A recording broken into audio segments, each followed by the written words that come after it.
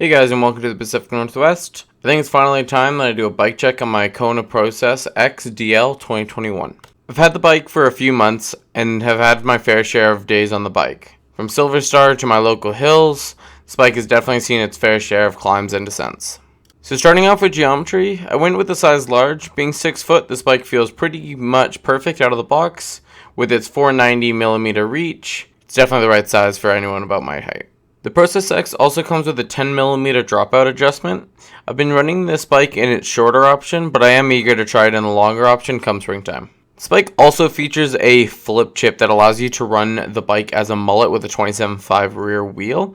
I haven't had the chance since I don't have a 27.5 wheel on hand, but I'm definitely looking forward to trying that out as well. Other geo numbers to keep an eye on if you're tempted to try the Process X. The head tube angle is an aggressive 63.5 degrees across all the sizes. The wheelbase on the size large is 1268 or 1283 with the adjustable dropout, and you can see all the other sizes on the bottom of the screen here.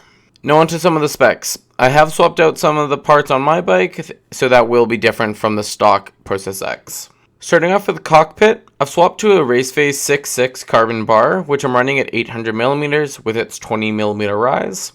I'm also currently trying out some P&W loam grips, which after the 2 rides I've been on, I would definitely give a positive review on. Attached to the bars are my SRAM Code RSC brakes, which are hands down my choice for brakes across any bike I get in the future. With the pad adjustment you have there, you get almost double the life out of any pad you have. For my front fork, I'm running a 170mm Zeb Ultimate at 85 psi with 3 volume spacers. I have run the Lyric Ultimate and now the Zeb, and I've definitely noticed how much stiffer and responsive the bigger fork is in that rough tech. For my rear shock, I've got the Super Deluxe Ultimate, which I'm running at 215 psi with 3 tokens.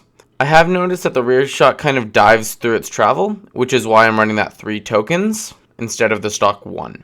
Because of this issue, I have been looking into getting a coil shock in the rear, since it should fix this issue while still making that bike feel quite planted to the ground. Right above that rear shock, I have a 200mm RockShox reverb, which wouldn't be my first choice for dropper, just due to its performance in the colder temperatures.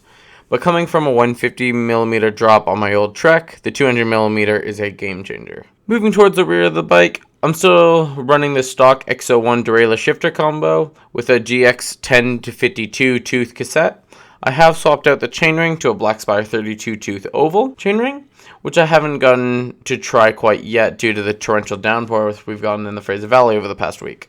Last but not least, for my wheel set, I'm running some DT Swiss 350 hubs laced to a WTB I30 29-inch rims. I'm also continuing to run Cushcore inserts following the trend from my past bikes. For rubber, I'm running an Assegai XO Plus 2.5 in the front and a DHR2 2.4 XO Plus in the rear.